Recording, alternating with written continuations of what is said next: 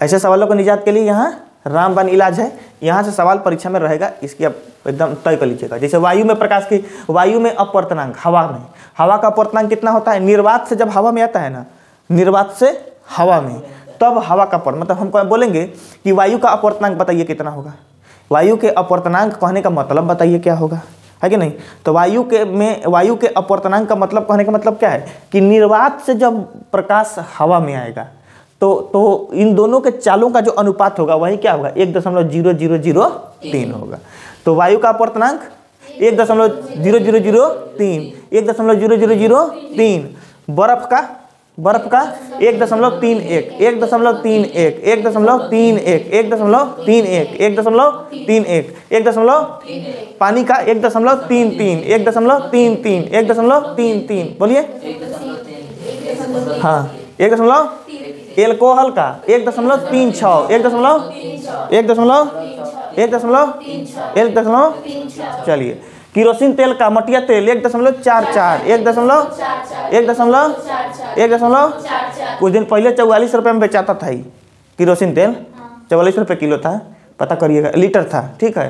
तो 1.44 याद कर लीजिएगा। उसके बाद है संगलित क्वार्ट्ज, इसका क्या होता है? 1. तारपीन के तेल का 47, 1.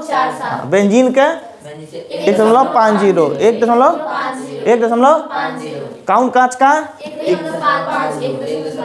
1.1. चलिए, ये है कनाडा बाल्सम का, ये क्या होता है?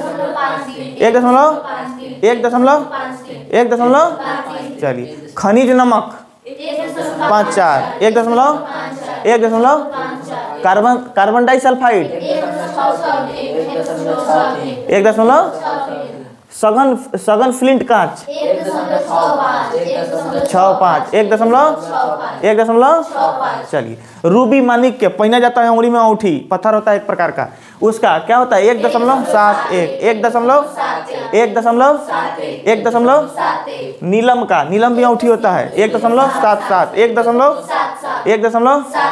हीरा का देख लीजिए 2.42, देखिए इस हाँ, देखिए अब इसको समझने की सबसे बड़ा चीज यहाँ से पता चलता है कि जिसका अपवर्तनांक जितना कम होता है वो उतने सघन होता है, और जिसका अपवर्तनांक जितना ज़्यादा होगा वो उतने घन होगा। अब आपसे सवाल अगर ऐसा पूछ लिया जाए कि बताइए निम्न में से कौन सबसे ज़्यादा सघन है, सबसे ज़्यादा सघन है, ऑप्शन में रहेगा वही ना चुनिएगा कि हीरा बोल दीजिएगा।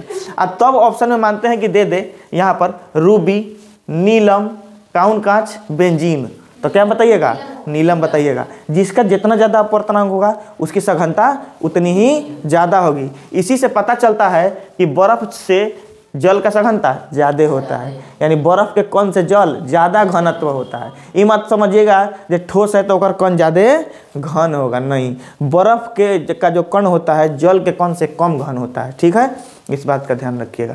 तो ये अपवर्तनांक हो गया, कल पक्का याद हो जाएगा, कल एकदम याद कर जाना है। एको को दशमलव छूट गया तो हम दोनों दशमलव फोड़ देंगे इनकी समझ जाइएगा।